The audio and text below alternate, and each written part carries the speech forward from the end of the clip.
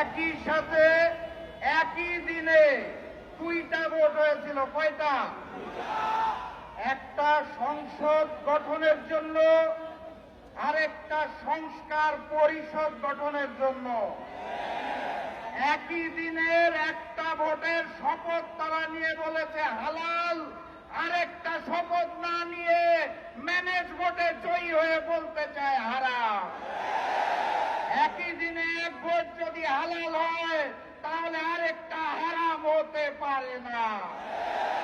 70% জনগণের হ্যাঁ ভোটের রায়কে যারা অস্বীকার করে বেইমানি করতে চায় তাদের স্থান এই বাংলার মর্যাদা হবে না। যাই বলা হয় তারা একটা শব্দ শুনিয়ে দেয়, কি সেটা? সংবিধান।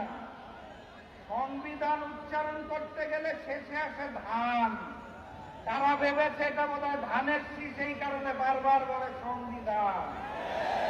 এটা ওই যে নির্বাচনের আগে নিকৃষ্ট স্লোগান দিত, কি জানি, লাগারে লাগা ধান লাগা, ওই ধান নয়।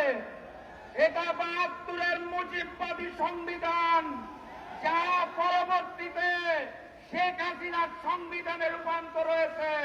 সেই সংবিধানকে তারেক পদের সংবিধান আমরা হতে দেব না।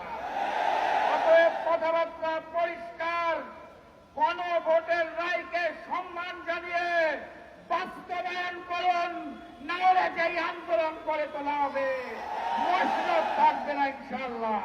বিজয়ের পথে যাত্রা শুরু, জীবন অথবা মৃত্যু। আসসালামু আলাইকুম।